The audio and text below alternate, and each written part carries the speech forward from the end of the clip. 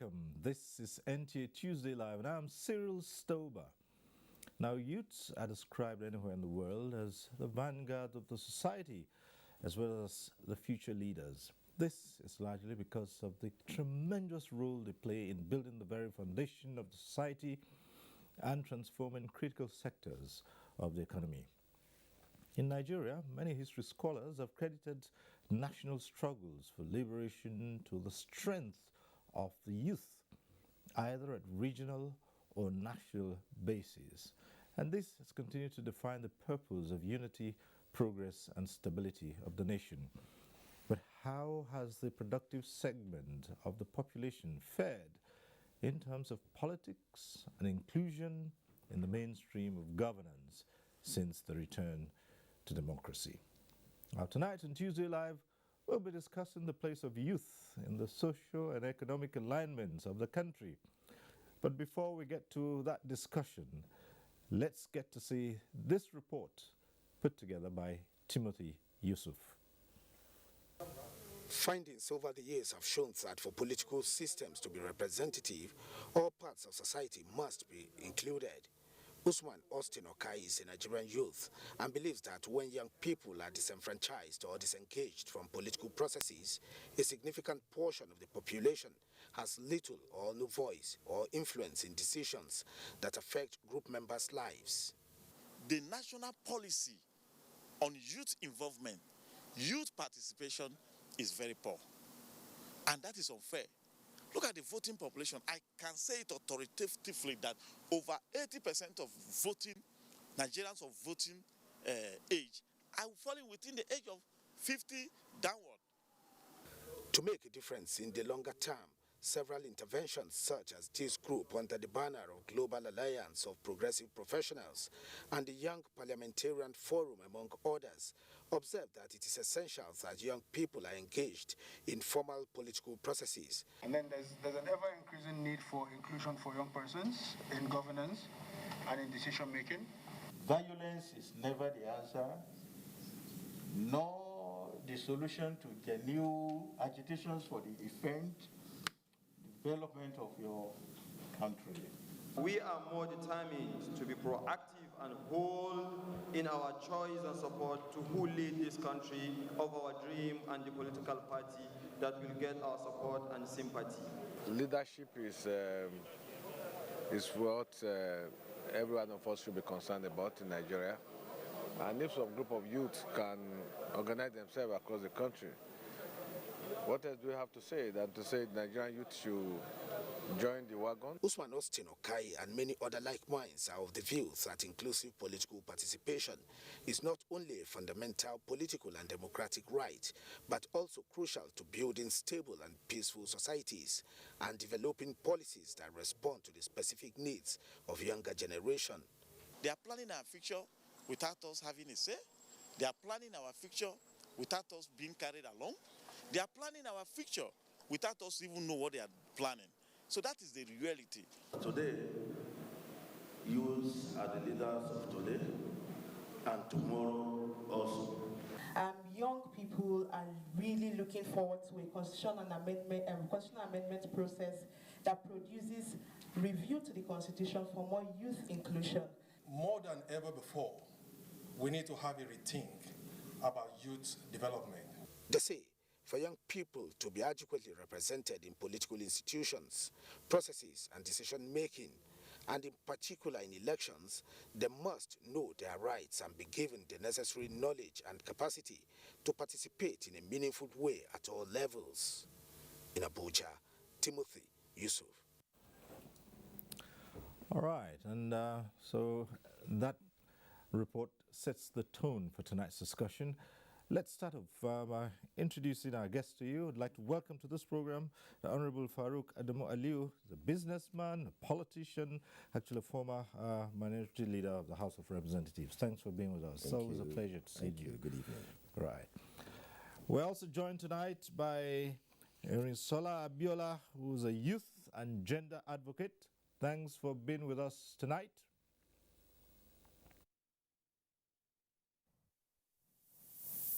Ami Oyalo, a political and development economist. It's good to see you tonight.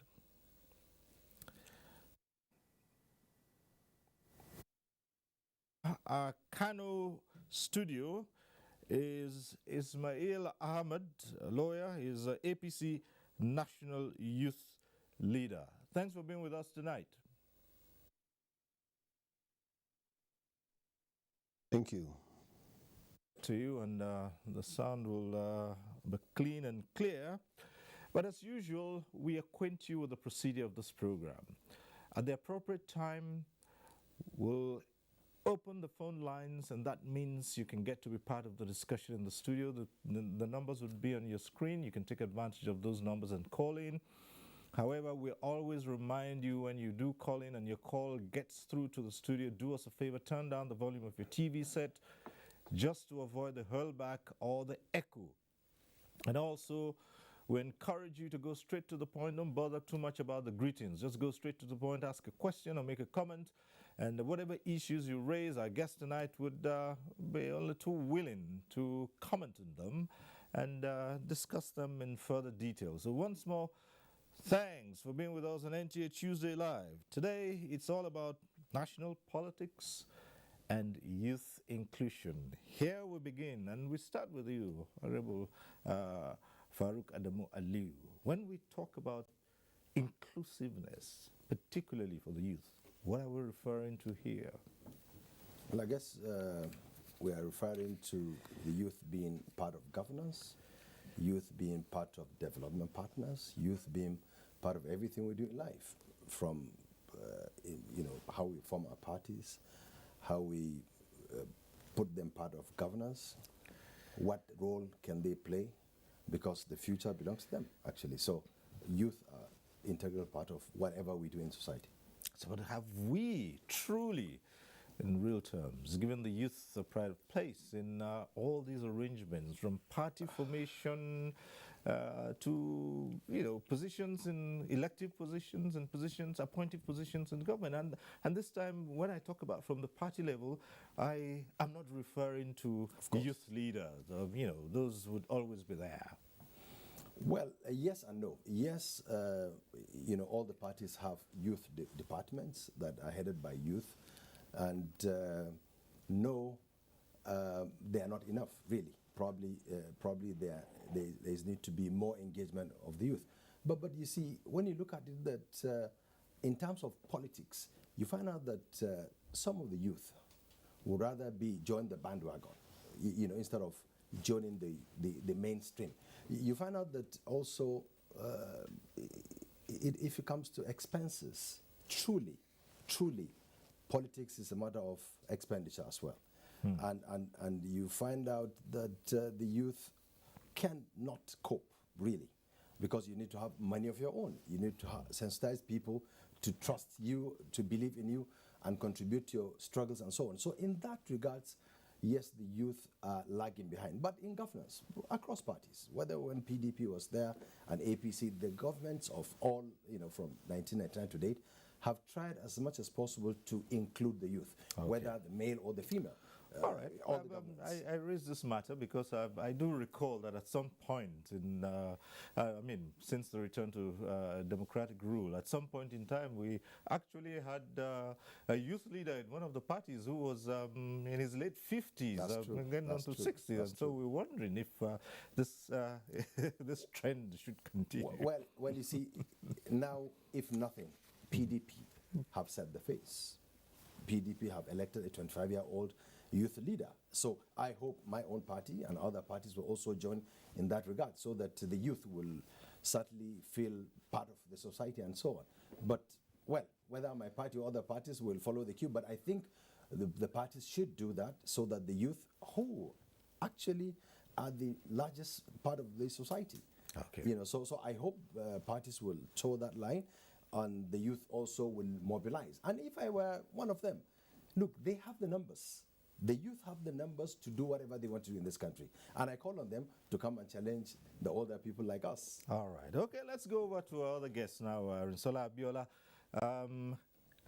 You are described as a youth and gender advocate. So tell us, how well have the youth in Nigeria fared?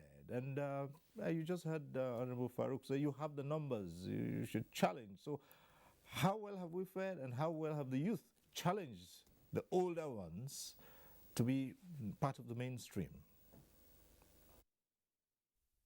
Young people haven't done as poorly as general sentiments would have us think. If we look at the history of this country, young people have played rather important roles throughout our history. And also looking at the Fourth Republic, which we are in presently, the class of 1999, most of our governors were quite young. Many of them are still in office today, serving in different capacities. We look at the current administration, we have a number of young people in appointed positions. We were able to get the age reduction bill, not too young to run, to pass in the last assembly. We have a handful of young people who were elected before they turned 40 in the House of Representatives. We still have a few people below 40 there. So it's not perfect yet. We don't have a large enough percentage, but I would say that there's a lot of advocacy going on, and things seem to be looking up. Within the major political parties, reference was made earlier to the case of it was actually 65 at the time, a 65-year-old youth leader in the PDP at the time, and young people in the party rallied together to press forward with the advocacy, and I think since then they've been able to elect rather young youth leaders. That was also mentioned earlier. In the APC, there's the National Lobby Committee, an initiative of the youth leader who is currently also on this interview, Barrister Ismail Ahmed, with quite a number of young people across the party making up the membership of that committee, and they're also pushing for youth mainstreaming in various positions. We've also taken that advocacy to the regional level. We already have something similar constituted for the Southwest, and the aim, of course, is to ensure that young people are better represented, adequately represented in decision-making structures. So we've been able to make some headway working together, young people in civil society, young people in politics, and then we are still pushing because it's a sustained advocacy that will actually give us the kind of results that we need. The things you've put across, and we'll come back to a number of them. But let's go over to Ayobami Oyalowo, the political and development economist. Now, apart from the tokenism and those offices we see in parties, a youth leader, and how well have the youth been included in mainstream politics, governance, and how much have the youth themselves demanded to be part of the process? For me, I'm not really so bang on the ageism thing that I'm seeing going around, because I think instead of the youth sitting out there and making so much noise about we want to be included, from every analysis that I've listened to and from all we know, they have the numbers. They don't need all the unnecessary advocacy. Rather, they should organize themselves and support each other. I remember in the 2019 election, we have a few young people come out to want to run for some offices. Firstly, the mistake was nobody was thinking of, okay, let me start from the lowest rung of the ladder and get other young people to support me. All of them wanted to be president at the same time, and then suddenly they couldn't even agree among themselves as to let's have one candidate. Now, this is where the problem is. The young people want power. The older people understand how to use power. You don't force or fight these kind of things. What the youth or the younger people should do is to seek advice, seek cooperation and collaboration with the older people, because seriously, I don't want to see it like it should be a class or age struggle. It's a mutual thing, because on the long run, we're not looking for young or old, we're looking for development, we're looking for progress as a country. And progress can come from anywhere. I mean, if we look at 1990, the class of 1999, for instance, we have a lot of governors who became governor in 1999. Many of them were under 40. The Ojus or Kalus of this world, the Donald Dukes of this world, and so on and so forth. Then we have a lot of appointed people too. the El Rufai, the Nuhu Badus, and so on and so forth. They were all young people. They were not 40. I mean, I remember El Rufai, especially now the governor of Kaduna State, was 39 when he became when he was appointed as to head the BPE. So for me, I don't think the youth have fared badly. I think the current noise is just about maybe misinformation and misunderstanding. They could do better by organizing themselves, belonging to mainstream political party, working together as a team to support some of the best brains among themselves, rather than unnecessary advocacy and pull here and there, a lot of noise here and there. They have the numbers, they have the intellect, they have everything that can work for them. They just need to organize and arrange themselves better. Okay. You've raised some very interesting matters that the youth have been part of it all along. Well, let's see if Ismail Ahmed, the APC National Youth Leader, thinks along those lines as well. Let's go over to our Kano studio and raise the same issues with him. Do you think that the youth in this country have played the key role they ought to have played, and are they included in governance and the political sphere generally?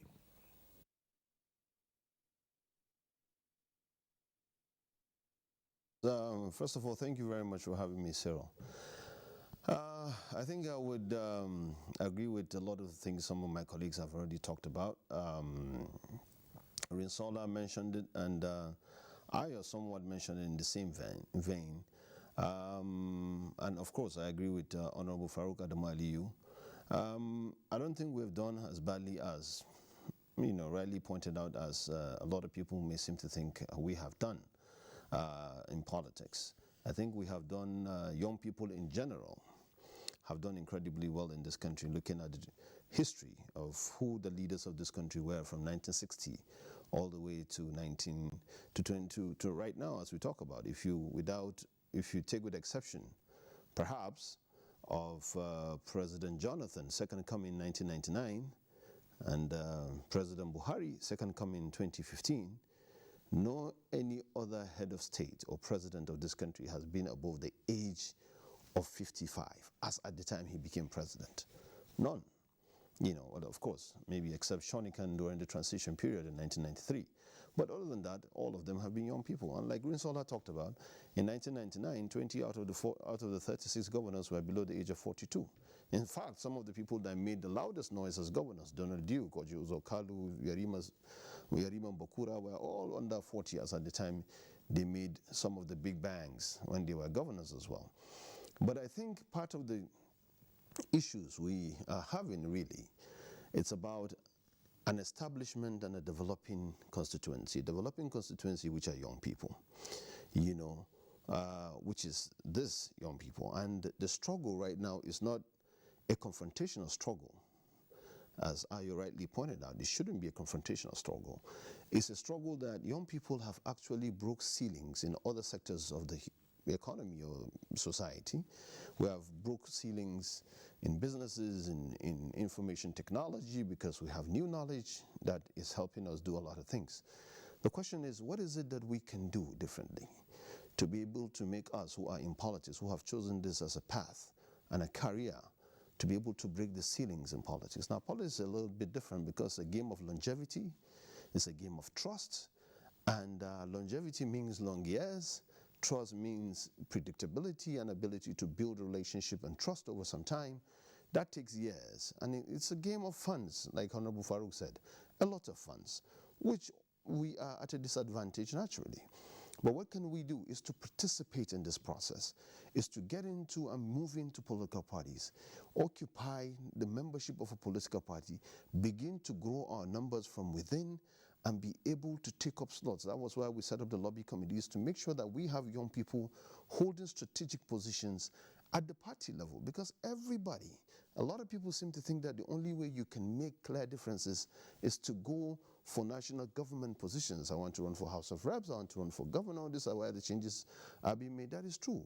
But since the return of democracy, and this democracy is here to stay, we might as well come to the terms, come to the facts that This partisan democracy and political party is the bedrock and the platform that is going to churn out policies.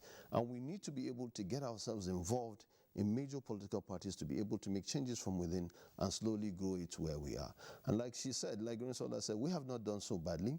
A lot of young people have done beautiful things. A lot of young people have done, you know, awful things as well. A lot of older people have done beautiful things. A lot of older people have done awful things. So there's no straitjacket or one silver bullet that you can define either the younger people or the older people. What we are looking for are people that have the capacity, the character, the competence to be able to move this country forward. And that's why we're calling on young people to join in political parties. Now let's turn it the other way around and look at it from the other angle. Yes, it's true that many of the early leaders of the country were youth, some of them barely 30 years old when they took on the mantle of leadership. But again, there's a school of thought that says, yes, true. This was because of the circumstances at the time from the First Republic. Now, even when you had the coup, those who came into office as military leaders, they were quite young. In fact, it's recalled that General Gowon himself was so young. He was even unmarried at the time he became head of state. Now, what the people are asking this time around, those circumstances presented a peculiar reason why these very young and largely inexperienced people run government. But now, for instance, if one said to you, Honorable Farouk, would your party elect a 36-year-old or 40-year-old to fly its flag? That is the point. What chance would a 40-year-old have? And then the other side of it is that some of those who got into governance, either through elective or appointive positions quite early in their youth, have stayed for so long that they do not now want to cede any space to people who are the same age they were when they got into governance. How do you respond to that?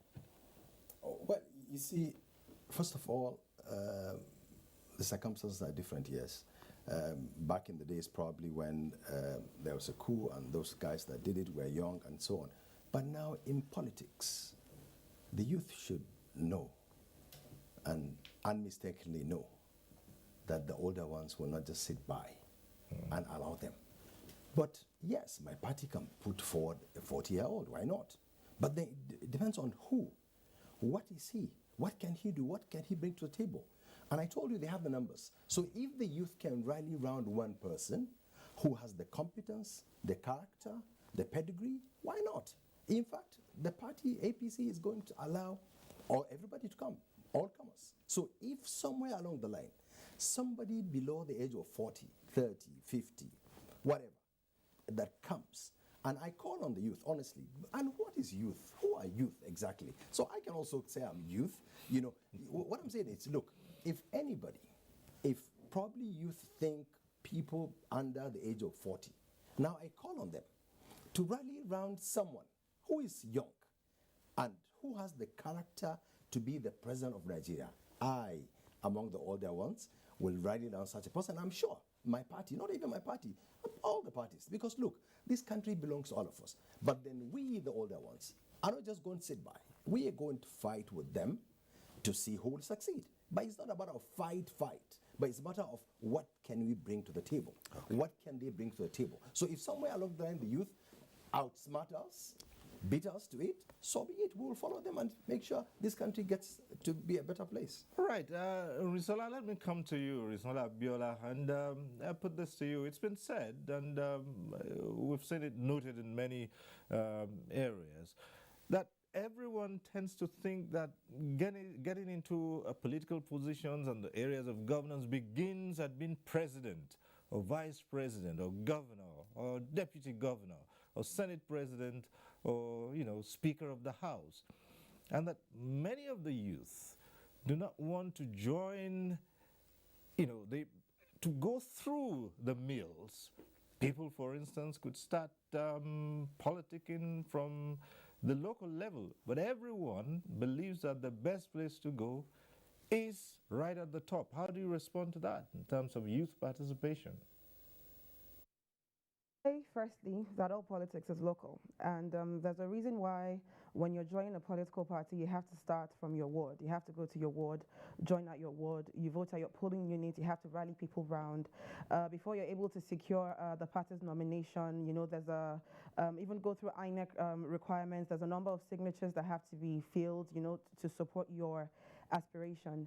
I would say that people run for different reasons. There are people who will come out and say they want to be president, not necessarily because they think they have a chance at it, but because they're trying to get publicity. So it's a way for them to promote themselves and to perhaps just put something on their profile that says, I ran for president once. That happens a lot so in politics. Politics attracts a lot of different characters, so to speak. Then secondly, I think there's also a need to have realistic expectations. When it comes to politics, as I said earlier, all politics is local. If you're going to aspire for any role, there's a need to do your groundwork within the party, ensure that you have support within the party system, know how to navigate the party system, do your stakeholder mapping, understand what is at stake, why you're running, how you want to go about it. And there are very many levels where you can make impact. The local government system is there. We have local government elections, councillorship. That brings you in direct contact with the people. There are lots and lots of ways to serve, actually. The state assemblies, the House of Reps, Senates, before you then look at the federal elections of the presidency, nomination for vice presidency. It all depends on, as I said earlier, why the person is running. If they have realistic ambitions, they would know where they're supposed to start from. And then, of course, the party structure is very important. You can't beat a party together in 3 months to the elections and say you want to win national elections. As I said earlier, it's very important that we learn to manage expectations and that we have realistic expectations of the political system and what it is that we can possibly get out of it. And I think a lot of young people, idealism is good, but there's a certain challenge that I've encountered several times while engaging young people, and it's the belief that we can just magically do something that will just give us relatively unrealistic results.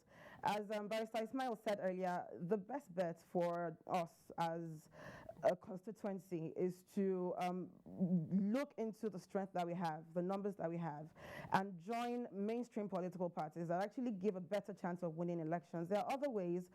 Smaller political parties also offer their own features that I think some of us could make use of, but mainstream political parties remain the best bet, and it's very, very important that we're realistic in what it is that we're trying to achieve.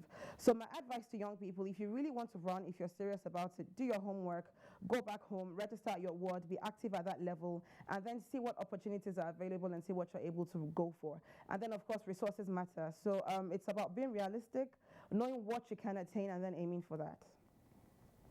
Okay. All right, we have a number of reports to spice up this discussion, and let's start with taking the first one. This one is coming from Lagos, and it's by Amakau. Research shows that about 60% of the nation's population are youths with various potential and capabilities. Observers say the percentage of young people is in no way commensurate to the number of these given demographics who are involved in democratic process in the country. Political parties in Nigeria should give the youth more prominent role in running the affairs of the parties beyond the position of youth leader. This would allow the youth to play a central role in decision-making process of the various political parties and ultimately lead to a more inclusive democratic process. We are challenging other young persons to rise up and do the needful. This is the whole essence of our constitutional and allied statutory freedom. In 2018, the executive signed the Not Too Young to Run bill into law to reduce the age qualification for presidency and legislature. The results, key players say, brought about an increase in the number of youths in the legislative arm of government in states and federal levels to 300 in 2019, the highest since the return to democracy in 1999. As a young, fresh, vibrant mind in your late 20s, mid-20s, early 30s, it allows you to make mistakes, pick up from your mistakes, learn from mistakes of others, see where you can go, divert from. And it also helps you to become more innovative. How can more youths get actively involved in decision making and governance? A lot more still needs to be done in terms of advocacy, in terms of, trying to break the cultural norms and barriers. Significant reduction in the fee charged as nomination and expression of interest from fee. Youths are believed to be leaders as they can contribute meaningfully if given more opportunity to prove that they have what it takes to take the mantle of leadership.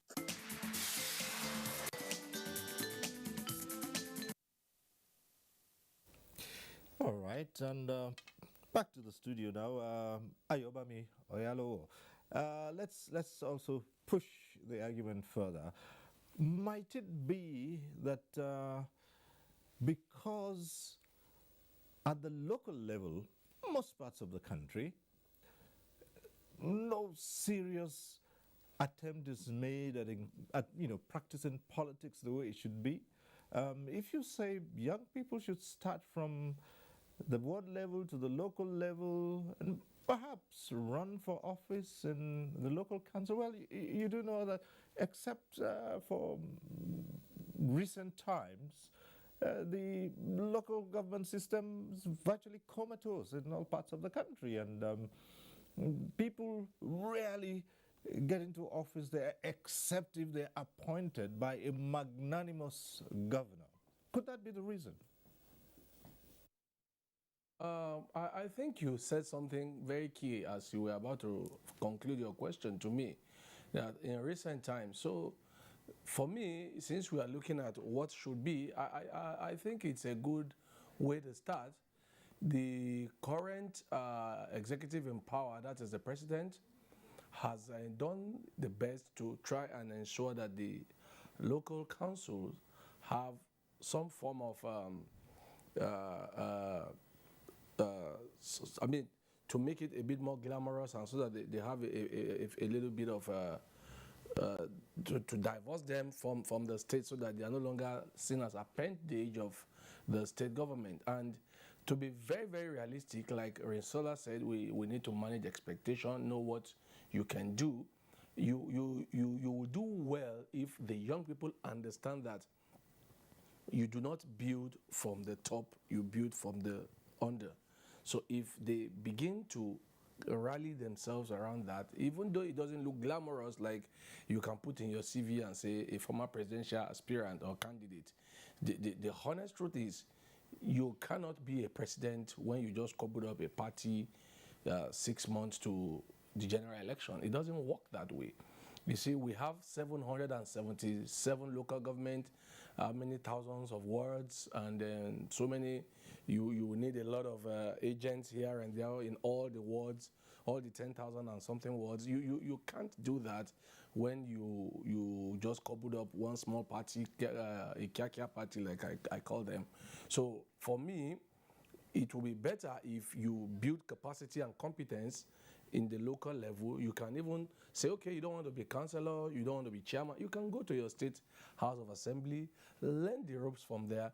From there, you can begin to take it further. I mean, look at the current Senate, the current Minister of State for Health. He was a state house of assembly member. He became the speaker before he came to the Senate. So you can build that way. You start from your local, your state level. You look at either the local government, you look at the state assembly, you can now build from there. And when you have a lot of young people thinking around that same corner, you will know some of you, they will know some of their own age mates, some of their own fellow young people who will be able to build competence, character, and capacity. Then you begin to distinguish yourself. You see, the problem that I have seen, and I made mention earlier in the studio, even before the program started, is that some of the bodies who have been helping to push this young people thing are more of advocacy bodies. They are more of NGOs, and I think for some people it's just business. And unfortunately, rather than teach young people this thing, they keep pushing this. They must give us, the parties must give the young people 50%, the party must give young people. You see, the honest truth is power is never served a la carte. You have to work to earn that right to be there. I keep using the governor of Kaduna as an example. He didn't jump to become the governor today. He started somewhere, he was appointed, then he built from there. Some other people are like that too. I can recall the current governor of Kogi State. He didn't jump and started advocating, I am young, so I must be given something. He joined the fray, he joined a proper political party, then he took it from there. And so many other young people you can point to who have been able to rise through the ranks. So you will not win elective position by advocacy and by becoming just a pressure group. You will do well if you join a proper political party in your numbers. And like we all know, politics is a numbers game. So if a lot of young people, very smart, intelligent, join the existing political party, they can seize the structure from there because of their numbers. But if they are not willing to do that, they just want to go and make noise and fight and advocate, then they will just end up being noise-making body of people that will not achieve what they want to achieve. The best way to achieve is to join and push for it. And don't look at the fact that, oh, it's not glamorous to be a councillor, it's not glamorous to be in the state. The honest truth is the closest power block to the people is those local politics, the local government chairman, the councillor, before you begin to go to the state assembly, then the governors. So those are the people that, and if you are able to play that grassroots politics to the point where your people begin to trust you, it will be easy to come to them again and say, okay, I want to go higher. When you have, I remember the former chairman of Apapa local government, Ayodele Joseph, who is a friend. He started as a local government chairman, and because he was able to build that trust, it was easier for him when he decided that he wanted to step up forward to become a member of the House of Rep. He was able to win his election very easily then in Lagos State in 2015. So for me, that is how people should build. Build small, then go up from there. You don't start from trying to become a president when nobody knows you beyond social media, and then you think because you have 500,000 followers, you will now become the president. It doesn't work that way. You have to build the grassroots and true politics, knowing people, not having some funny followers who are just there for giveaways. So for me, that's how it should work. So, tall oaks from little acorns grow. That's the saying. Start small, grow and make. Join a proper political party. That's what you just said. But let's take it over to Ismail Ahmed in our Kano studio. Join a proper party. You know, start small and grow big. Now, therein lies the huge challenge. The political parties, the way they are constituted, there is a main ingredient there, and whether we like it or not, it's true, it's resources, and this time financial resources. And many of the youth do not have access to such huge resources that's required to work their way up within even the party setting. I mean, you have had situations where people had to pay hundreds of thousands, millions of naira to even run for office. I mean, let's take it even from the president of Nigeria, who at the time he was running couldn't even afford to buy his nomination form. So where would the youths get such kind of money?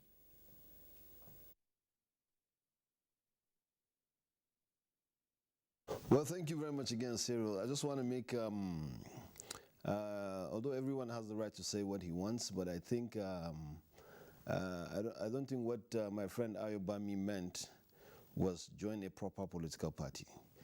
Every political party that is duly registered is a proper political party. What he meant to say, I'm sure, is that you should join a bigger, more national political parties.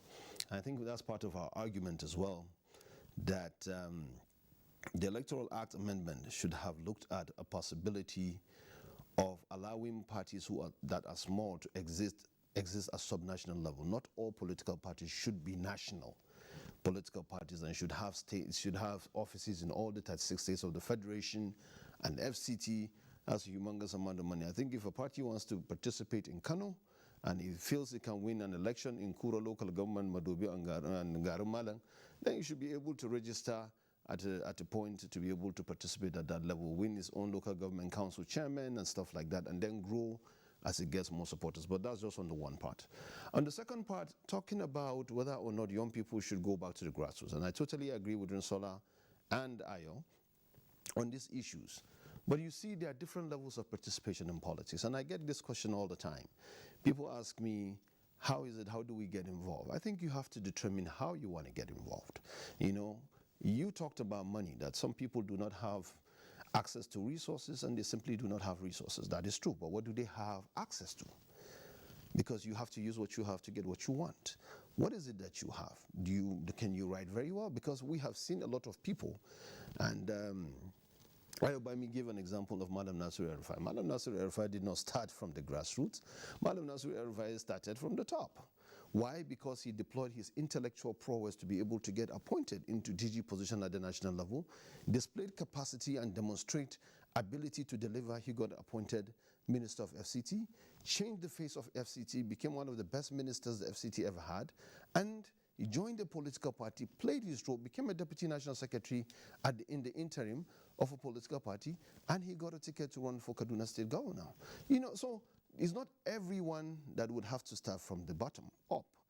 But if you want to be a real politician, you know, and you want to be able to connect to the people, maybe that's where you start if you do not have anywhere else to start with. If you want to start from the top, then you would have to be able to offer something that would be attractive at either state level or national level. But politics, in the real sense of the word, is actually local.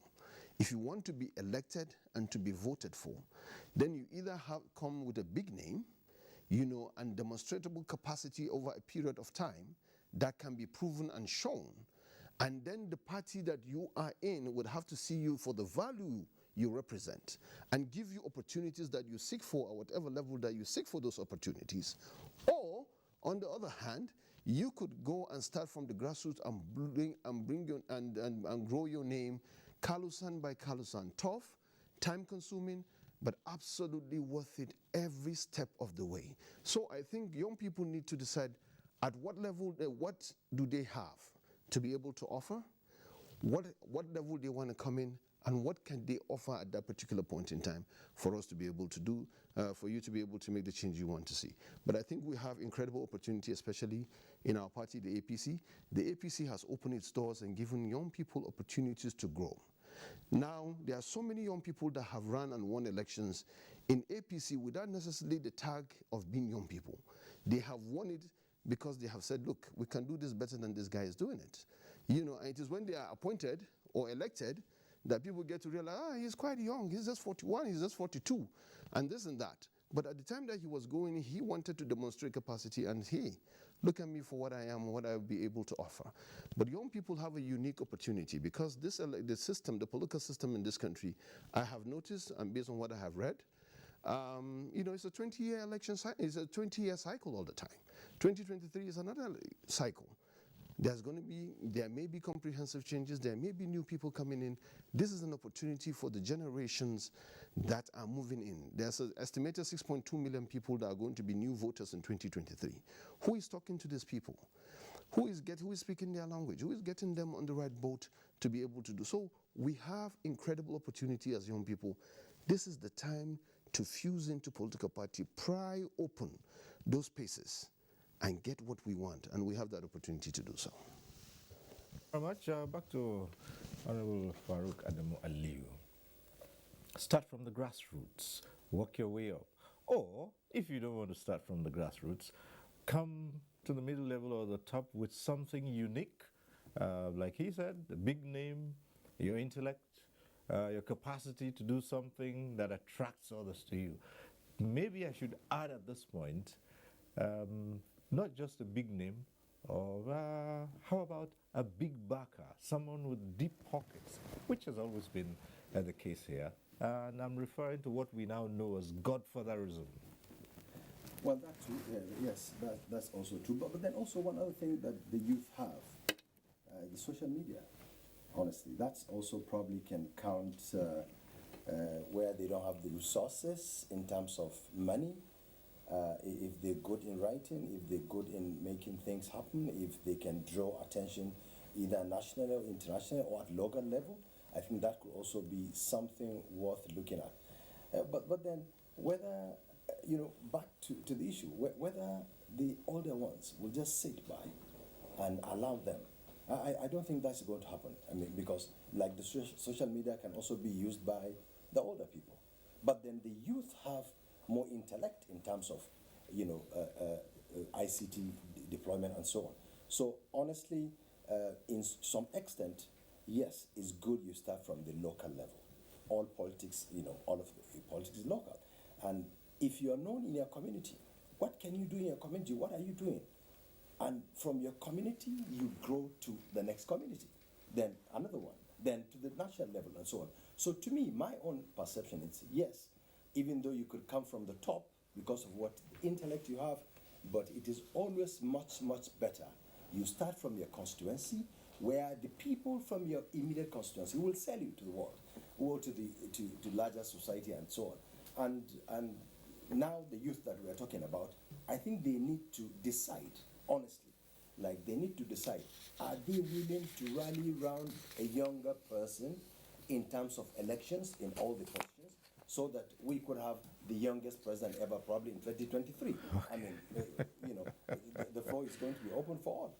All right, Risola, let me come to you with this and how you respond to it. True, young people have capacity, and they've shown this in so many fields of endeavor. But I want to speak now of a group who are still cautious to cede any space or cede grounds to young people. For one reason, they say that many of the youth we have now are sort of erratic. They lack the kind of disposition that politicians should have. And they're in so much of a hurry to be big that they don't take their time to walk through properly. How do you respond to that?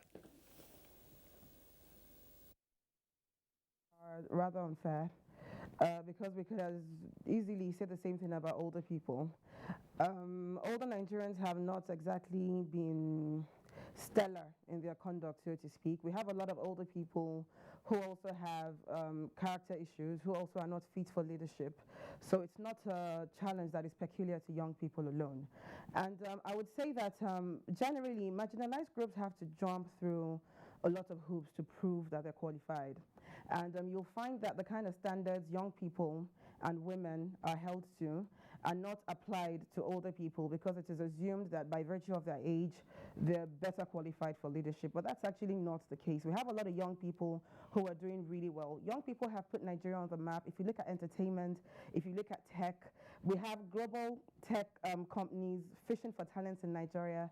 We have young people doing extremely well in many fields, and I think this just proves that Nigerian youths are resilient, we're intelligent, we're capable, we know what we want, we know what it is that we can do, and when we offer our services, when we offer our skills, we give our best. So to then focus on those young people who maybe aren't doing so well, and then use that to dismiss the entire population, is terribly unfair, because we have a lot of young people doing well in a lot of spaces.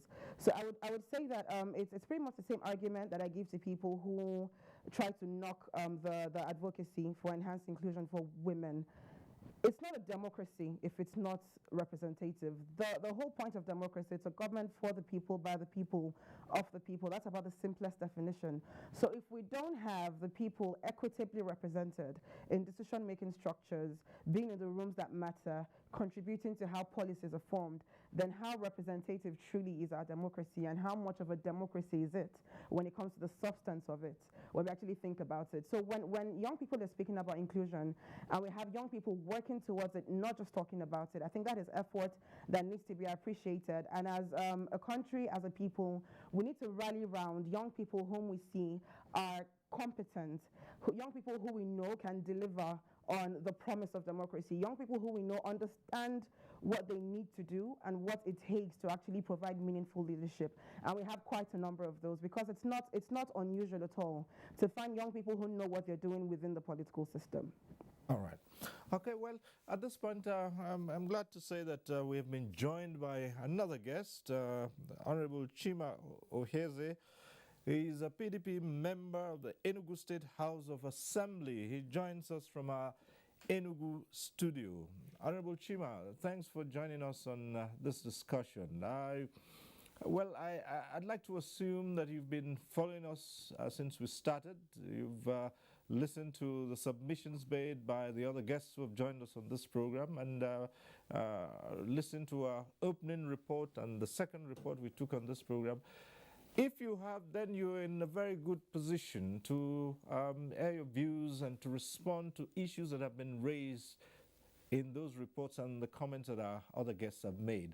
Otherwise, we'll still put the same question to you. How well have we fared in including youths in the political system generally in Nigeria?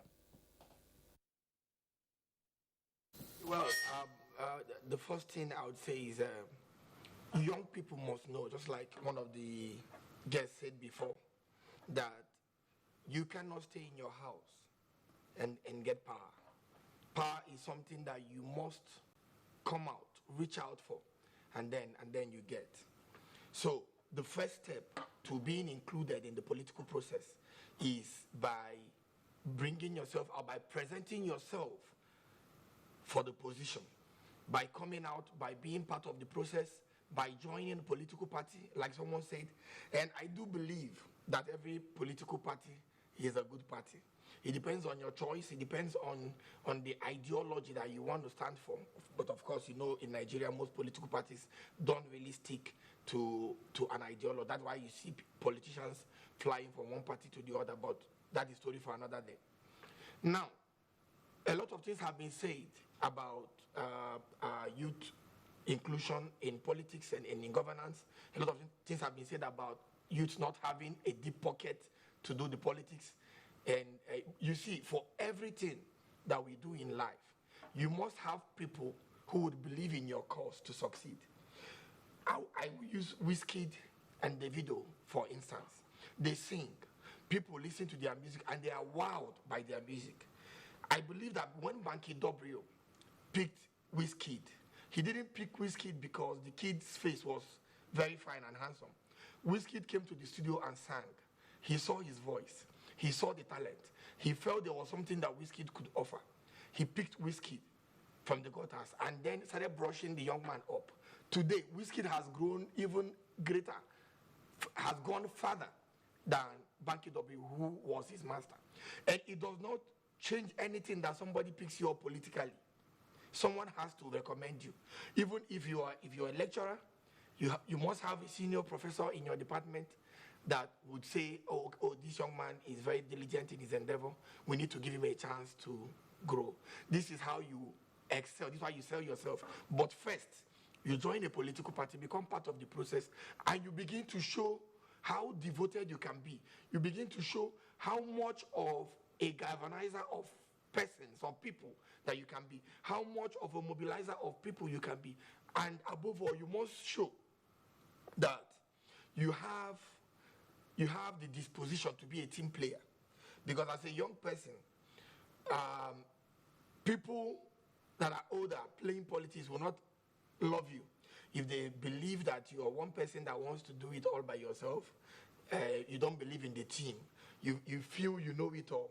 You don't need their advice. Then you will not have a chance. So you need to show that you are a team player. In your party, you need to be a team player. You must consult those who do the game before you, those who started the game before you, those who play the politics before you. You must get them involved in what you do. You must seek advice. And then you must be friends with members of your party, especially those who are stakeholders. You cannot do without stakeholders in politics. And then you have to grow with them. You must not have money before you start politics. Why do I say this? Yeah, politics requires funds.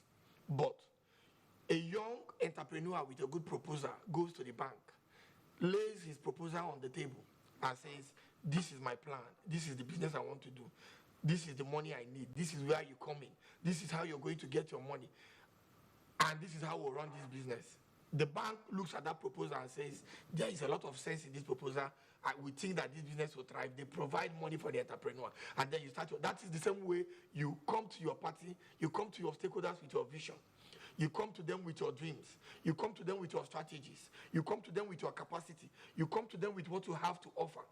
And right there on the table, you make them believe that you, as a young man, as a beginner, as a starter, needs to be given a chance to showcase some of the things that you said you would do.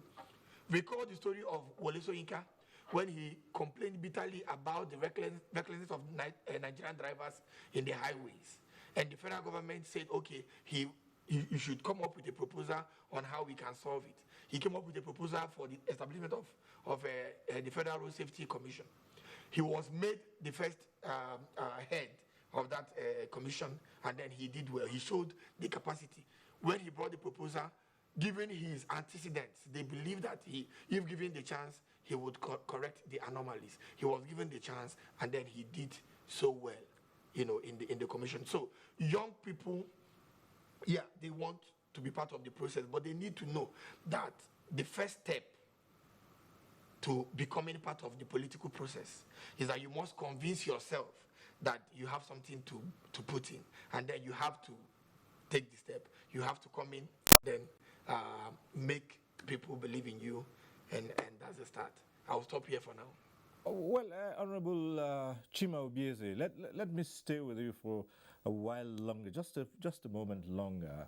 And a lot's been said about how you can start at the grassroots, try to build yourself, build capacity and all that. And if I'm not mistaken, your foray into politics can be said to have started from school. You were into students' unionism as an activist and all that. Now, is that a good, if I'm right, is that a good place to start?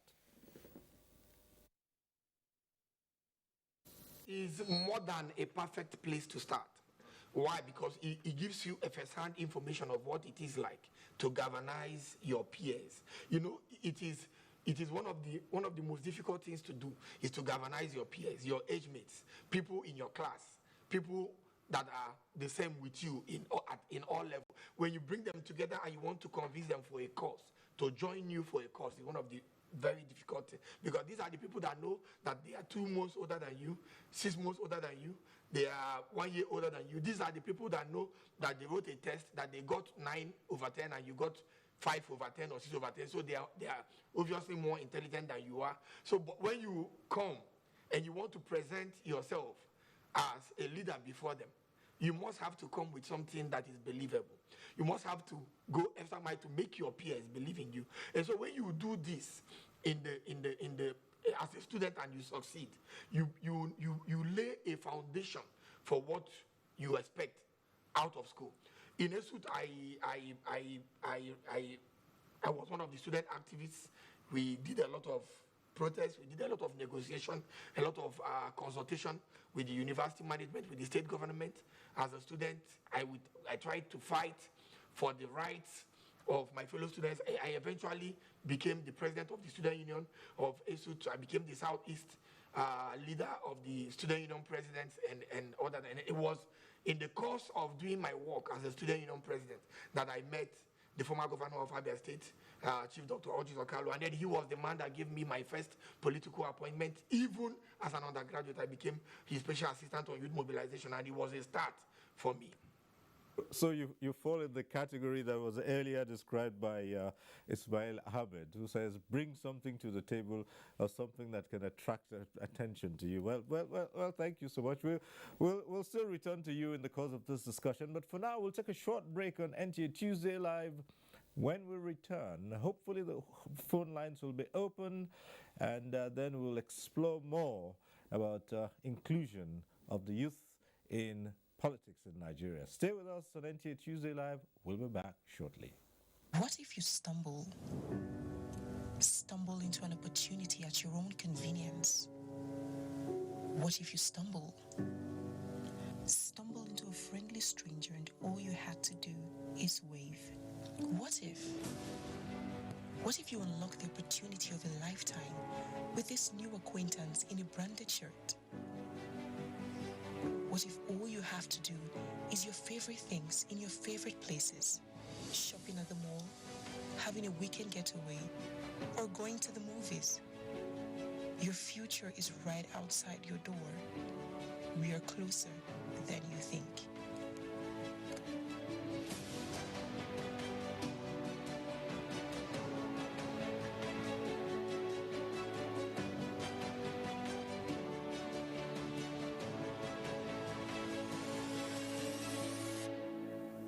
Nigerian youths are about the greatest assets the country has at the moment. It is therefore not surprising that the administration of President Muhammadu Buhari is strategically responding to the yearnings of the youth through multiple projects and programs. Youth Entrepreneurship Support Years by Bank of Industry, the Youth Investment Fund by the CBN, and several other conditional cash transfer programs. Recruitment of 774,000 social workers, majority of whom are youths, and so many other projects that are beneficial to youths directly or indirectly.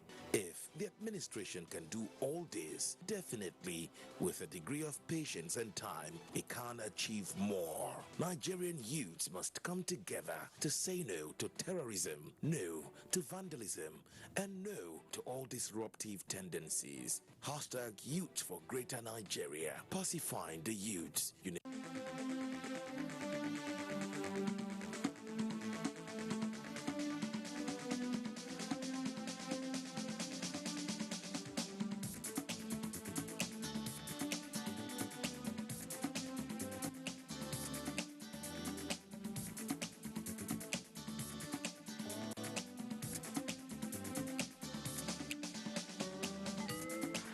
NTA Tuesday Live, a network issue-oriented innovation talk show.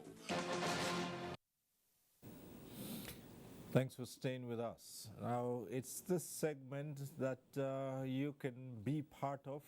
As we said earlier on, the lines will be open shortly. The numbers will be on your screen, and you can call in and air your views on the matter on the table. And let's quickly remind you that if you do call in and you get through, once your call is passed through to the studio, do us a favor, turn down the volume of your TV set.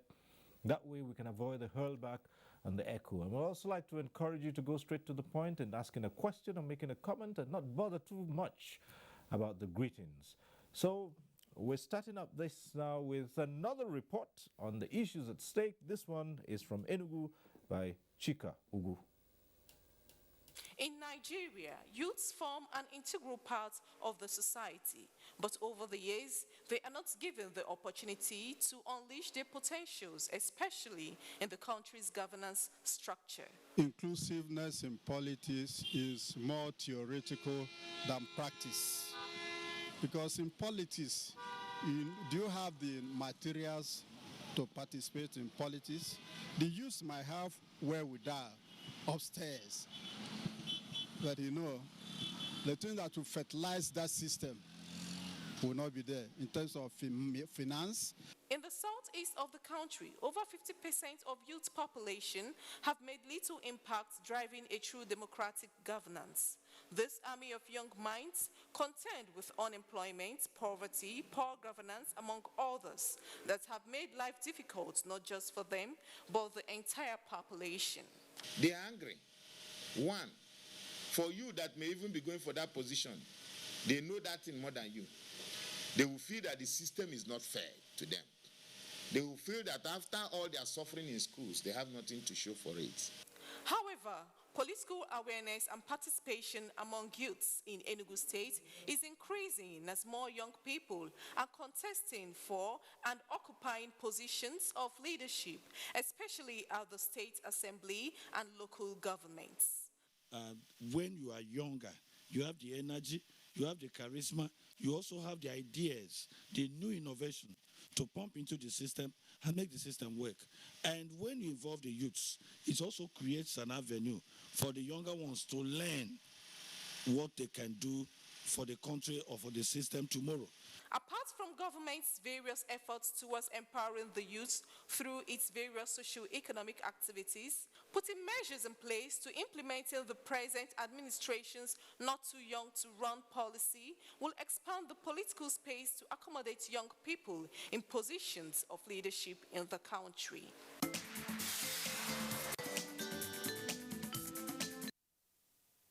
All right, that report from Enugu, Chika Ogu. We go over to Kaduna and we have yet another report, this time by Suleiman Rigachikung.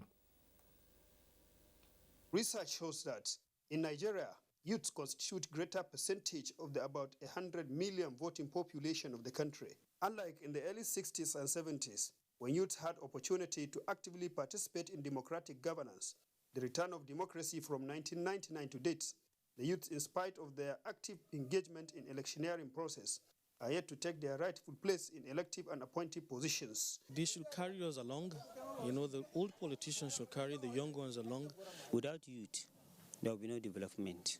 While a reasonable percentage of youths gets elected at the grassroots level, the race for representation at the state and national assemblies and other executive positions remains tough for the Nigerian youths. These stakeholders ascribe to money politics and godfatherism.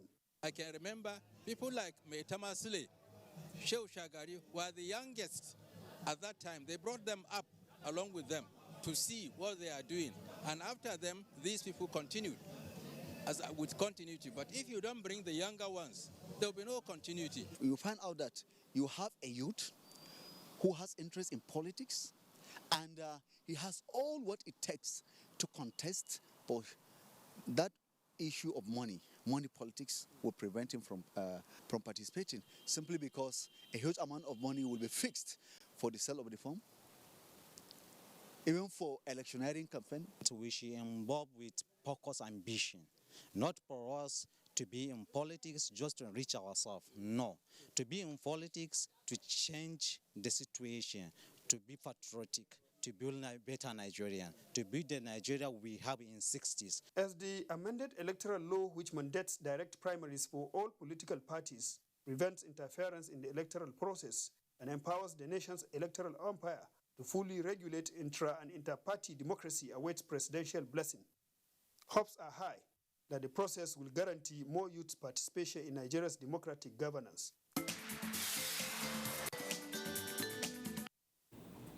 All right, Suleiman Rigachikung in Kaduna with that report. And back here in the studio, Honorable Farouk, it's been said that take a look at the elders and you might, to some extent, be able to tell what the upcoming generation would be like. Do you think that the older generation, the elders in the political sphere, have set a good example and have been role models for the youth who are coming up? I mean, we've also heard that some of the elders themselves may not have been particularly stellar in their conduct. Well, that's true, but to a larger extent, the older ones have set an example, good one actually for that matter. Yeah, there are a few exceptions here and there, which is normal in every society. But you see, the youth also need to understand there's something they can never buy. That's experience. You know, no matter what the zeal they have, no matter what they think they are bringing to the table, you also need experience. So, and the older ones show, good example with their experience and so on. But of course, somewhere along that, there are some of us, some older ones, older than us, and our age mates that also tend to deviate. But they are in very, very minority case. But when you tell to the youth, certainly because of exuberance and also the age, sometimes, they go haywire, yeah. But then if they look up to us and those that are older than us as well, most people in a position of authority today in this country are not bad people, are not that bad. So they set example. Now we have the president who, no matter what anybody says, I mean, has the charisma, has shown example, and he's somebody that the youth should look up to, that this is a person who came with sterling quality, who has tried his best from when he was a youth also to his older age and so on. So And there are some of us that also, learn from those that are older than us. Yes, as I said, there are some of us that are really bad examples as well. Okay. So those that are bad example, in fact, that's why you go to school. When you go to school, you allow the school go through you and you go through the school, which means sometimes you see the good things in where you go, take the good things and leave the bad ones. All right. Okay, we have our first caller on the line now, Austin, calling in from Lagos. Hello, Austin, go ahead. Hello?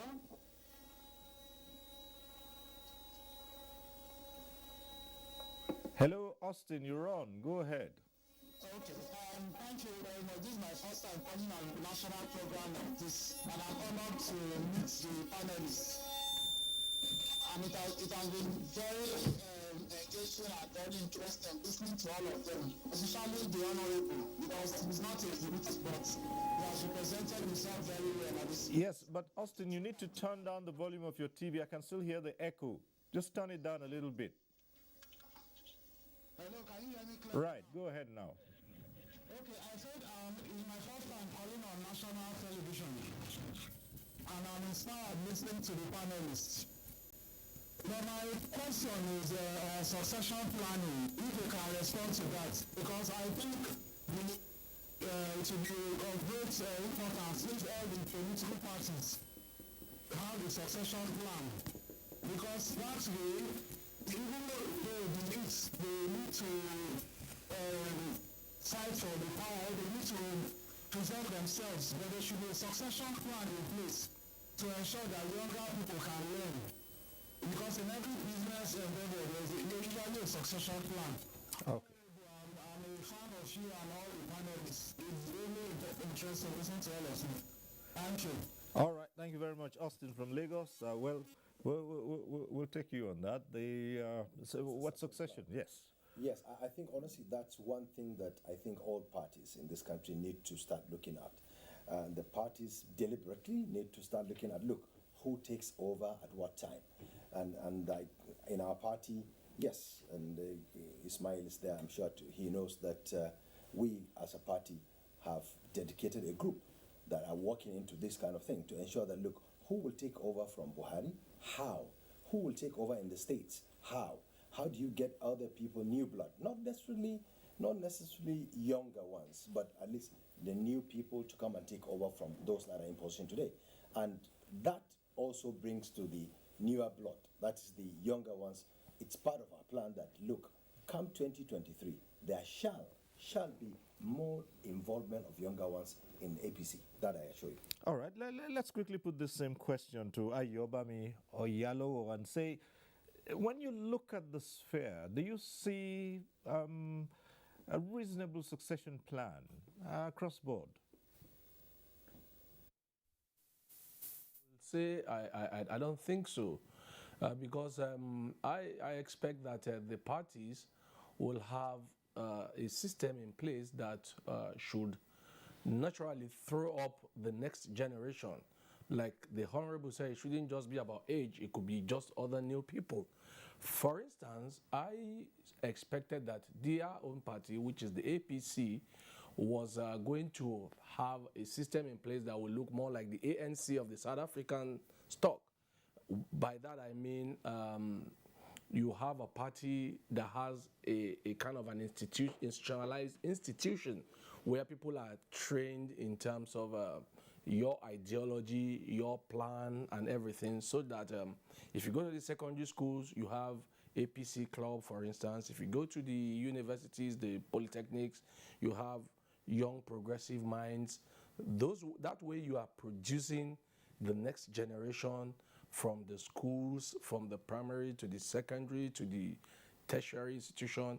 You are grooming people to think in a particular way, because if you look at the American system that we are modeling ourselves after, there is always a way that when somebody thinks, when someone talks, you clearly can point to that person and say, this person is a Democrat or this person is a Republican, because there are groomings, there are systems that have been put in place. So for me, I don't think the Nigerian political parties are doing enough in terms of grooming people to be ideologically inclined. So I think these are something that we need to look at so that we can groom people, we can plan for the next generation. You see, what we have been lacking is been that people stumble into offices. People are not prepared for offices. They just find themselves in offices and then they are completely caught unawares. So there must be a deliberate system to produce the next generation of leaders. That way, we can now have, I think in Nigeria, probably Lagos State seems to be the only state that has been doing that. I think it should go beyond just Lagos State. It should be a national, it should be national, so that we will not have accidental leaders who just stumbles into office and then mess things up, and then we now have to start rebuilding over and over again. We've had about 20 something years now of this democracy, so I think by now we should begin to solidify the achievement of being a democratic country, and that should be something that we reflect in our succession system. On the line this time is Samuel calling in from Calabar. Hello, Samuel. Go ahead.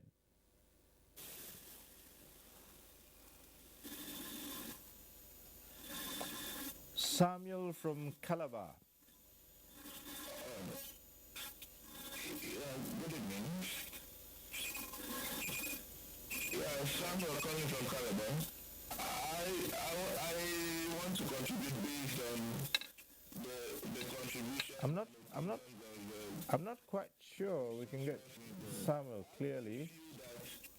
The problem with youth inclusion in politics mainly in their ideology, because if you look at the 2019 election, you realize that we had a lot of young people. Okay, I think we had someone around the age of 30, 35. But you notice that we still have youth that were not rallying around the people. If you look at the election results, Okay. Samuel, you know what we're going to do? We're going to have to ask you to call back. The line isn't very clear. It's a little bit hollow, and I can still hear a hurl back in the background. So, Samuel, let's do it this way. We'd like to encourage you to call back. Maybe the next time you call through, it would be a lot clearer, so we can actually get to hear what your contribution is. But let me go over to Sola Biola and ask this. When you take a look at the scenario, do you get a feeling that there is a concerted effort for, a succession arrangement, so younger people can come over and take over from the people? And as you answer that, I also have at the back of your mind calls that we have heard from many young people saying anyone who's above 60 should not be a participant in 2023. On the first part of the question regarding succession, in a couple of states, like Ayobami rightly mentioned, Lagos, for instance, it's clear that there's a succession plan in Lagos states within the APC. And we can also look to a state like Kaduna, where you have a lot of young people playing very key roles in Malam El Rufai's government. You can see that this is somebody who is committed to building the capacity of young people.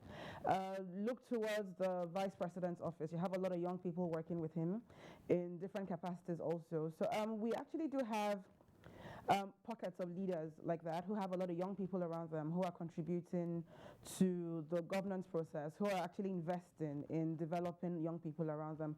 Governor Sanwo-Olu also has quite a number of young people in his cabinet. My governor also has Governor Dapabiodun has a couple young people working in different capacities also. And I'm sure if we look around a couple more states, we will find that. And that's talking about young people specifically. Now, I don't think that Nigerian politicians don't plan for succession. I think they actually do. But the approach that they take is what I believe needs to be looked into and modified so that it stops ripping parties apart and costing them electoral victories, especially at the court. A lot of governors, when they're leaving office, they actually do have somebody that they would like to take over from them, but the process that they choose to follow tends to entail quite a lot of imposition. It's like taking democratic principles and flipping them on their heads, and it's actually cost a lot of electoral victories at the courts, and I think that's the key thing that actually needs to be looked into. And then with regards to young people, again specifically, there's a need to build capacity. There's a need to actually demonstrate the willingness and the readiness to mentor young people. We have a couple of politicians, as I said earlier, who believe in the capacity of young people, and you can actually see the difference in how they approach governance and the kind of results that they're getting just by virtue of ensuring that young people play a more active role in decision making. Well, let's quickly go back to the phone lines now. We have Abdul calling in from Kafanchan. When we're through with Abdul from Kafanchan, we'll come back and still raise the other part of the question. Abdul, Kafanchan, go right ahead.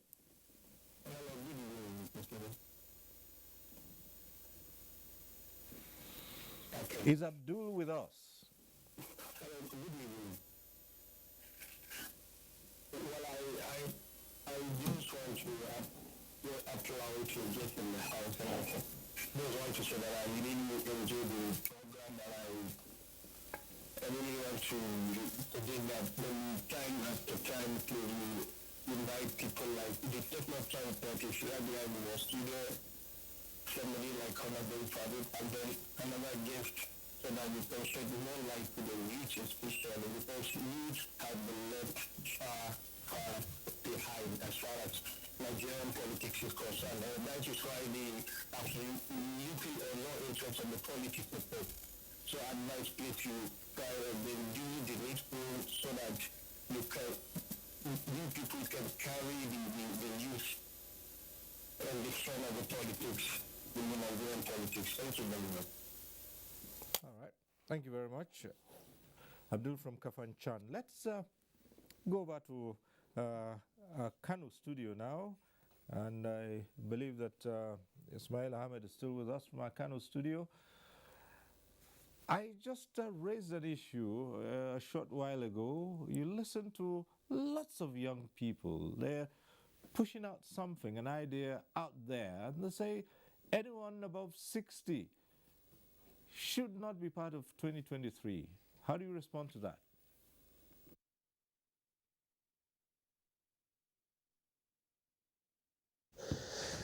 Well, I think it's a goal that they've set for themselves, I guess, the young people. But I think we are not more concerned about the age of the person that would emerge in 2023. Well, we're more concerned about his mindset, his attitude, his outlook, what he wants for young people. And I think that's what we should go on for. I don't think politics should be played about just grabbing power for power's sake. I think young people are looking for an opportunity to contribute, to be able to make effective and significant decisions that will affect the lives of their societies in a better way. And I think be it, of course, even the president has his own limitations. If you do not have a very good working cabinet, or if you do not have a very robust and very intelligent and patriotic National Assembly, or if you do not have a very, patriotic judiciary, for example, you could have a lot of things turned upside down in a country. So it takes a lot of things to tango. It takes leadership and followership. Setting the age of 60, fantastic. I think the good age for president, it could be debatable. You can debate it one way or another. But I think what is important is the mindset. What is his mindset toward young people? What is his mindset about the future of this country? How does he want to see the future of this country? Is he willing to have an open mind? Is he objective? Is he Nigerian in character, in thought, in principle? What is he? What does he want to do for the future generation? Does he think beyond himself? Does he want to open up opportunities for young people to come in, be it in business, be it in entrepreneurship, in agriculture, in politics? What kind of person is he? What does he embody? What does his pedigree say?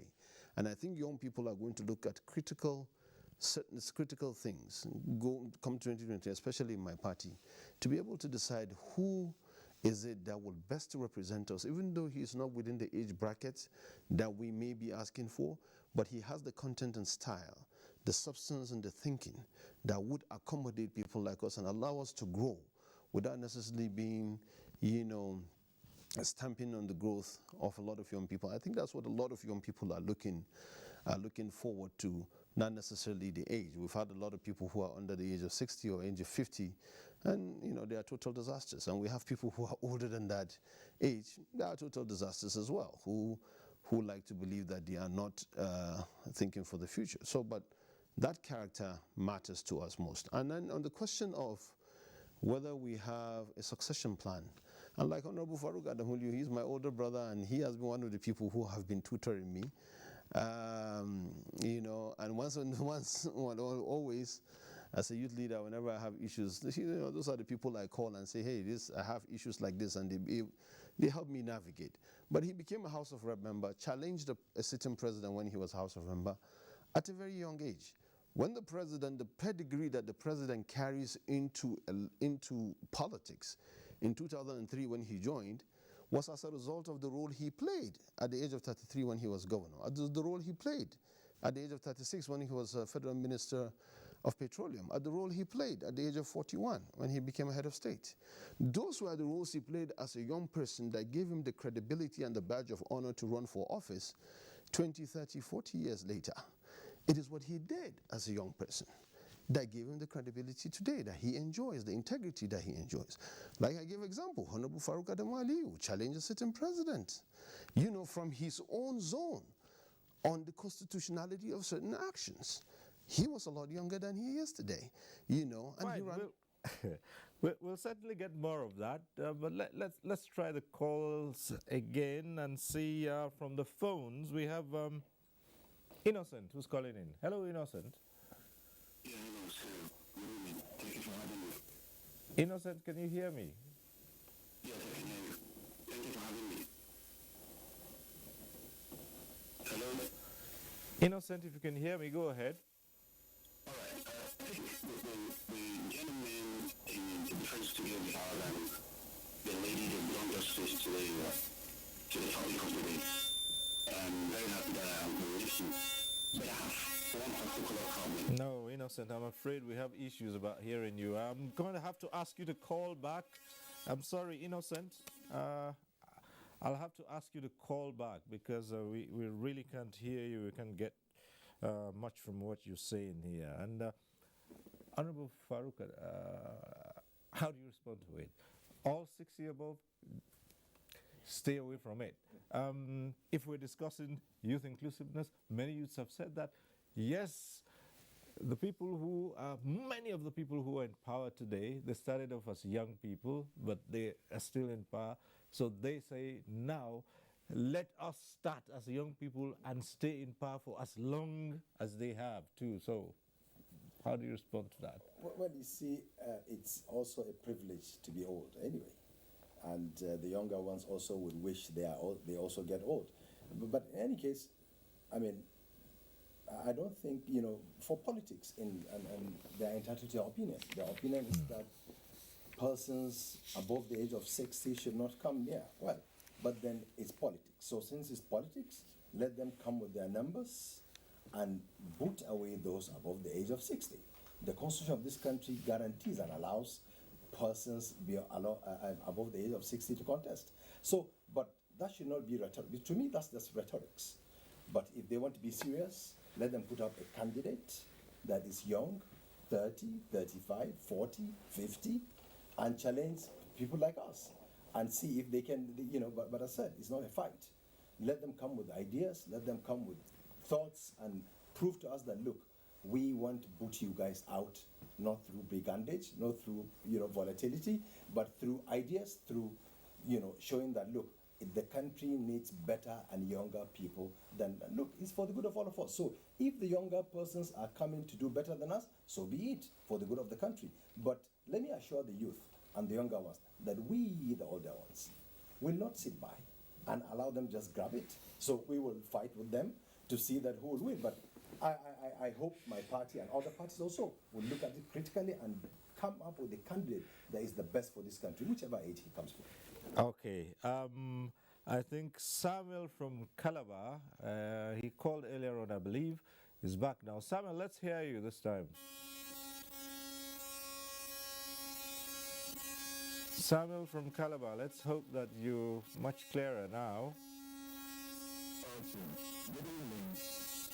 Yeah, I just have a little to contribute as regards the topic. First of all, I feel the youth can contribute in two folds. The first is by changing their political ideology as to the reason why they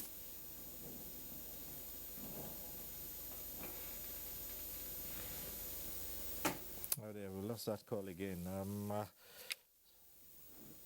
Okay. Is Samuel back on the line? No, I don't think so. Second time unlucky for Samuel, but let's keep the calls coming through. Hopefully we'll get a few in that would be clear. At this point, let's go over to Enugu studio.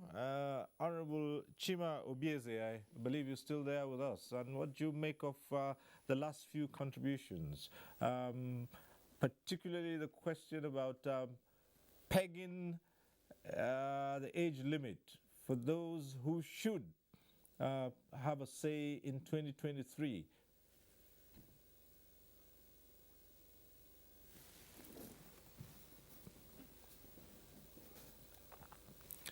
Yeah, Honorable Chima Obieze, who's in our Enugu Center. Okay, all right. We'll try and re-establish that link. We'll re-establish that link as we go on. But back here in Abuja, Rinsola Abiola, at the time the Not Too Young to Run came into being, there was celebration, particularly among the youth. How well have the youth taken advantage of that and keyed into what's happening? Great. Before going into this question, I would like to address the issue of the age thing. It's very important that we realize that in trying to put an end to discrimination against young people or marginalization, we do not discriminate against older politicians who might actually also be qualified to run for elective office. We don't, it doesn't make much sense to combat discrimination with another form of discrimination. We're partners in progress. It's not about young people have to be proactive in wanting to take over leadership roles, but we're partners in progress, and it's better when we work together because we're all stakeholders in this country. That said, on the issue of the Not Too Young to Run bill, which was assented to in 2018, I think, as I said earlier, actually, when we started this conversation, a number of young people actually aspired to elective office. Many people who hitherto were unable to run because of their age were able to run at the 2019 elections. We didn't get a lot of representation for people making it past the polls, especially when we look at the number of young women who ran for office compared to the number of young men who ran for office. But we did have a few, especially in state assemblies, and a number of young people were actually able to emerge. Oyo has about one of the youngest speakers in the country presently. We have people in the House of Reps below 40. Many of those who benefited were not necessarily below 30, but there's no denying that the energy and that zeal for democratic participation that was spurred by the Not Too Young to Run campaign actually heavily influenced a lot of young people who were below the age of 40 who decided to throw their hats and their scarves in the ring and vie for office. Now, incidentally, there's a conference coming up in Lagos, the Convergence, and the very first one was held during the campaign process in 2019 for young aspirants or young candidates who were running across the country. And now we're back to the trenches, so to speak, bringing young aspirants together across regions. The Southwest Conference starts on Thursday, and that's us keeping up the advocacy, keeping up the support structures, helping each other to know how to navigate the party system, tips on political organizing, how to attain our respective aspirations, how to campaign effectively, raise funds. It's like we haven't rested since the Not Too Young to Run campaign ended. And I say we because I was also very actively involved in the Not Too Young to Run campaign. We haven't just left things and said, okay, now that we have the law, everybody just go back home and rest. No, we're keeping up the advocacy and we're actually working really hard to build the capacity of young people so that we can take full advantage of that law. 2019 was a test run, and I'm actually very hopeful, very optimistic that in 2023, we'll have a lot more young people taking up elected positions, actually making it through the ballots, because that's what we want to see happen, and we're putting in effort to achieve that. At this point, let's see if we can reconnect with Honorable Chima Obieze in Enugu studio. Yes, just a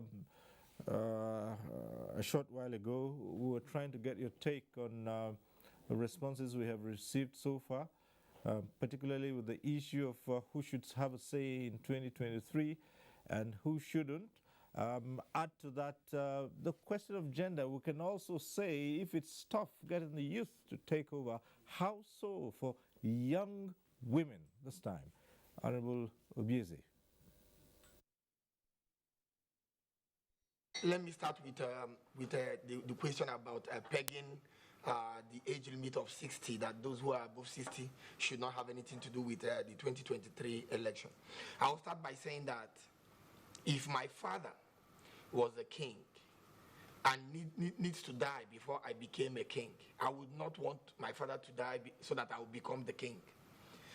That is to say, if I have leaders who are older than me, I would not want to retire them in order for me to thrive. But I would want to compliment them, and I expect them to give me a chance to excel. And they should take pride in seeing their son, their product, excelling. That is what we are talking about. Like the Honorable Farouk said, the 1999 Constitution as amended has no age limit for who becomes the president of Nigeria or the governor. That is no age limit in terms of addition. Just you cannot be below this age, but once you are above 25, 30, 35, you can contest for elections in Nigeria, and then you know, but no age limit for you not to contest. So everybody have a right to contest for election. But what we are talking about is, like I wanted to say before, as we get older, we depreciate. A footballer at 18 and a footballer at 36, 37 can never be the same. Look at my favorite player, Cristiano Ronaldo. He's about 38 now, and in Manchester United, where he returned back, he received a heroic welcome. Right now, he stays in the bench for most of the time because the energy with which he played 20 years ago and the energy with which he is playing now are no longer the same. I recall that President Muhammadu Buhari, in one of his foreign interviews, said how he wished that he won this election as a civilian president when he was much younger. How he wished that he was head of president and head of state, military president and head of state at 41. How he wished he won this election at 41. You can never, it is inexcusable that your output as a younger person must be far greater than your output as an older person. You see, sometimes, I know nobody is immune to sickness, but you see how often we have our leaders traveling, especially our president, to get medical care, medical attention. You know, in fairness to him, nobody is immune to sickness, but at least you know it can never be that way for somebody who is much younger. And so this is the reason we agitate, or we negotiate, or we are clamoring that people who are younger should be given a chance. Nigeria need leaders who can be here and be there at the same time. The enormity of our problem as a country, when you look around you, when you see the things that need to be done, you understand that Nigeria needs a president that is both energetic, both healthy, both proactive, and both young. I'll give you an instance. In my party, the PDP, in in 2019, I was the youngest member of the Presidential Campaign Council, and Atiku Abubakar was the presidential candidate. I gave in all of my best to see him win. We did not win the election. Now, in this 2023, sorry to say, Atiku Abubakar is a man that I love so much, that I respect so much.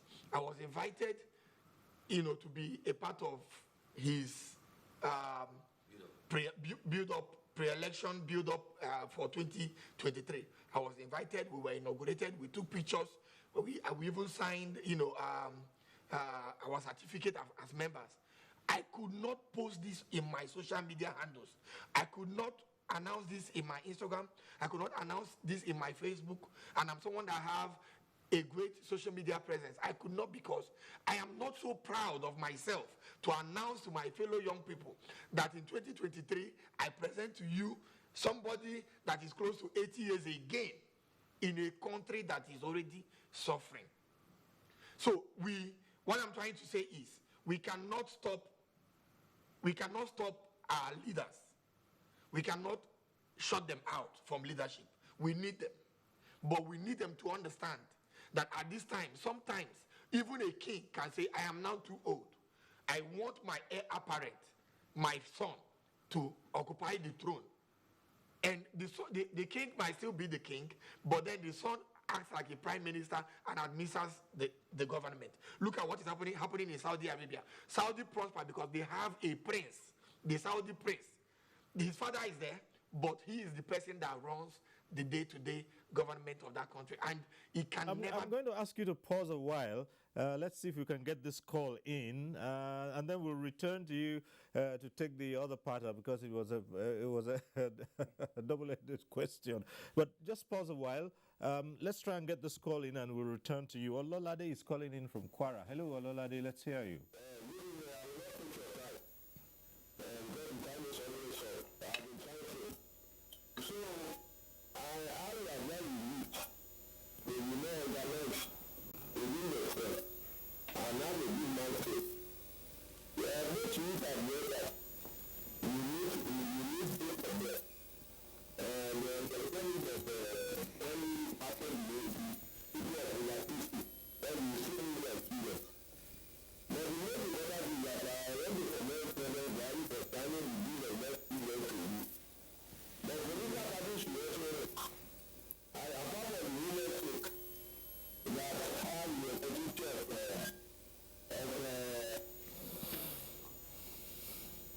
Oh dear.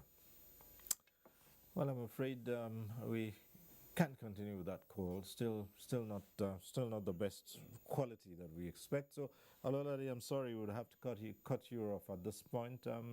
If you can call back, yes, and let's see if we can get this clearer. But so far, it's been extremely difficult. The phones haven't been too good tonight. But I did promise I will go back to Honorable Chima Obieze. So let's get back to him, and so we can hit the concluding part of his answer. So having said this, I want our older politicians to know that we are not asking you to go. No. We know you have a lot of experiences, and this is why we want you to bring us closer. Bring us closer. Let us... Honorable Farouk said something. He said that one thing the older politicians have that the younger politicians do not have is their experience. And we cannot get those experiences if you don't bring us closer to decision making. You see, Epictetus said something. He said, we are all blind until we know that in the making of great cities, nothing is worth the making if it does not make the man. He ended that book by saying, why build your cities glorious while men unbuilded goes? In vain we build the city, except the builders also grow. Now, you might be a leader. You're building major infrastructures in your country, in your state, in your local government. But if you're not developing younger generation of leaders who will take over from where you stop, you see that when it's like a wealthy man that has children that he did not train in the ways of wealth making, wealth creation. By the time he dies, what they will do is that they will begin to sell his property one after the other, because he has not built a succession plan for those that will come after him to manage what he has. If you go to Newi in Anambra State, for instance, when you have a millionaire doing business, he goes to his village, he takes 5 young men. Those 5 young men comes to learn how he made his millions under him. And while they are learning, they are also helping him to grow more, because they add to his manpower. And in few years' time, he sets them free, gives them some part of the money that they have worked for, serving him. They go to start their own business, and over time, because they have learned the trade under their master, they also become masters themselves. This is what we are asking for. Now, we are not asking you to leave power. We are saying that you are older, and if you understand that as a nation we need to grow, you cannot, out of your quest for power, want to sit tight on the throne and then not allow younger persons who can do better to have a chance to do better. So we are saying in Enugu here, for instance, because I saw my sister say a lot about Lagos State and about Governor Abiola, but in Enugu here, we have a governor that believes so much in mentorship, and this is why I'm saying, I know for certain that in the Enugu State House of Assembly, we have over 50% young persons in the House of Assembly. And in the 17 local governments of Enugu State, we have people who are less than 40 in almost 15 of the local governments. So you see that the governor strategically is building younger persons who will take over. In the State Executive Council, we have a lot of commissioners, a lot of SPAs, I think, a lot of SPAs who are part of his administration. I don't want to talk about these SAs and the SSAs. Those ones are mainly even people who are below 25. They serve in this government and they are learning the work being here. On your question about young women, you see, I don't want to begin to differentiate young men and then young women. What I tell young women is, like I said before, power is not given. Okay, even where you will be given power, you will bring your mouth. In my place, they say that you have to bring your mouth before they can give you food. If your mouth is in Sokoto and you are in Lagos, nobody can from Sokoto use spoon and get food and put in your mouth. Now you have to come out. Part of the fears that young women have is abuse and exploitation. Abuse and exploitation. They tend to fear that when they come out to want to make a case, that they might be given conditions that are antithetical to their values and to their morals. But then you can never know until you try. And I've not seen incidences where even those people that you would think that. All right, thank you so much, Honorable Chima Obieze. But let's take this to Ayobami Oyalowo, the political and development economist. I may not be able to put it exactly the same way Honorable Obieze put it. You have to bring your mouth before you can be given food. I'm talking about this in relation to the participation of young women. Now, his last comments, is that valid, you think? Just agreeing with Rinsola here when he was talking, that is quite engaging, and he's a pretty good student union politician. Clearly, you can see that from him. For me, I think for young women and for women generally, there is always a fear of sexual abuse and exploitation, not just in politics, in every sphere of life. So if it happens everywhere, we can't blame it just on politics. If you hear in workplaces, in schools, everywhere, there's always this fear, there's always this complaint that women are being exploited. But be that as it may, if you know your onions, you are capable. Because I have also read and heard stories about women in the Nollywood, that is the movie industry, where they have been complaining. But you've seen some of them who have grown despite it. So if you actually have your substance, you know what you are doing, you can always win with your head, with your brain and your substance. So you will never, I don't think we will ever have a world where there are no complaints here and there. But beyond the complaint, if you have your substance, this same Rinsola, a young lady here, has been making her own stride in our own sphere in terms of politics and our own area. I don't want to call it NGO, I think it's more of advocacy. So clearly, there will always be the challenge here. And I for instance, worked a lot in the financial industry. We always hear the stories of female bankers being sexually exploited and all this stuff and all the stories. But despite that, we still have great women who succeeded in banking.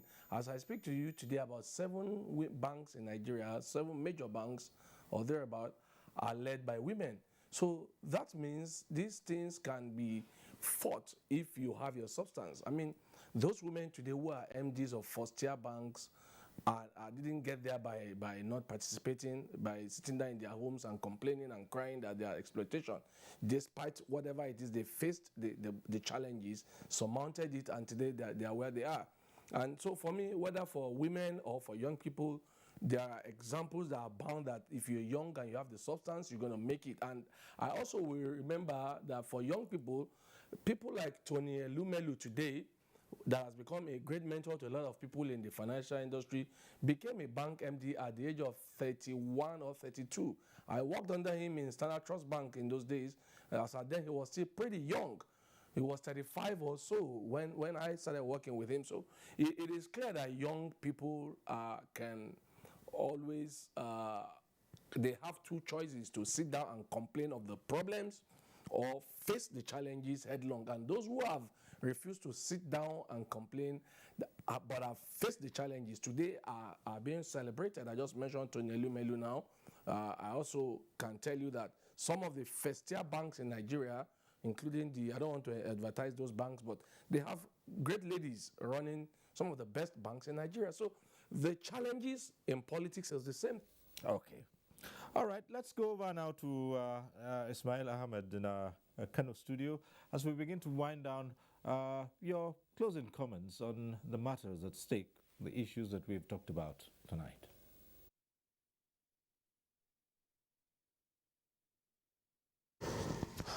Well, like I said, youth politics, there's no way there can be one without the other. We are the bulk of the electorate. We are the bulk of people who participate. But the most important thing about democracy is showing up. We just have to show up. We have to participate. We have to pull in. No matter what it takes, we have to just keep going. There are challenges. There's no doubt about it. We are talking about leading people. To lead people, you would have to have something that is a little bit better than them, for them to agree for you to lead them. Young people, like I tell the elders all the time, and Honorable Farouk will know that I tell the president as well, that you don't teach a man how to drive by putting him in the back seat. You teach a man how to drive by putting him on the passenger side. Because sooner or later, the younger man would have to drive you, either because you are old or because you are sick.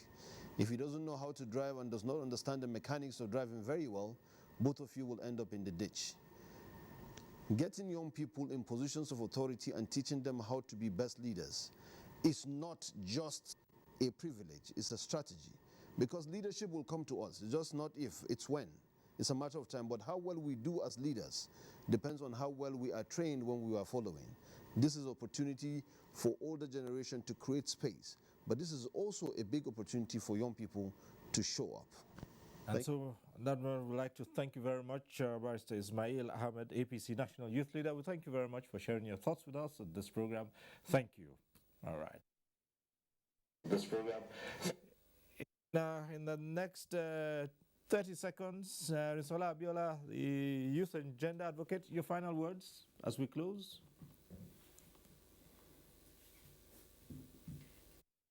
A number of factors that militate against young women's political inclusion. And that's why you'll find that in a lot of spaces, you'll find political spaces, you'll find a lot more young men than young women. And some of the points raised have been valid, but we cannot approach young women's mobilization and the low level of participation the same way we would approach the issue of young men's mobilization.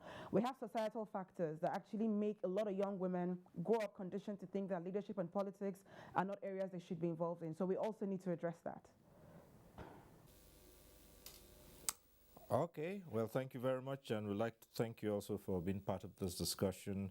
Brinsola Abiola, Youth and Gender Advocate. Honorable Farouk Lawan, 10 seconds. Sorry, Farouk Adamu Aliyu, sorry yes, about that. That's fine. Yes. Mine is to my younger brother, Honorable Obieze. Death, illness has got nothing to do with age. Right. And I hope you grow to become an old man. And just like what also Ismail said, yes, I agree that you need to put the younger ones by the side. We will continue to put you by the side. But please, let's pray for each other so that we also don't just die because you want to come and take over from us. But in any case, yes, I think we should give each other a chance to make sure we have a better country. All right. I'd like to thank you very much for coming on this program. And, well, this is where we have to leave this discussion tonight. I would like to thank all our guests for being part of it. The Honorable Farouk Adamu Aliyu, businessman and former minority leader of the House of Representatives. Thank you. We were joined also by Risola Abiola, who is a youth and gender advocate, as well as Ayobami Oyalo, a political and development economist. From Enugu, we were on to Honorable Chima Obieze, member of the Enugu State House of Assembly, and also from Kanu, Kanu studio, we had the APC National Youth Leader, Ismail Ahmed. That's our program. Next week, we'll be back with NTA Tuesday Live. I'm Cyril Stober. Continue to stay safe.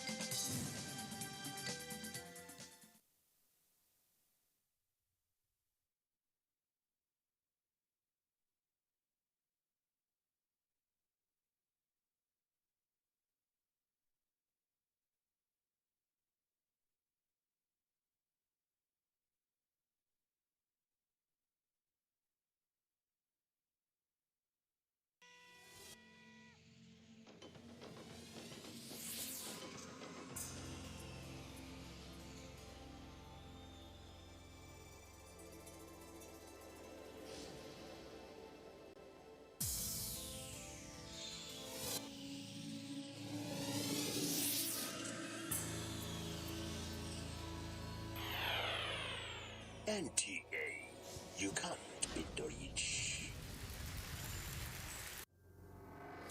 They've come from all around Africa and have been fighting hard to make the final cut.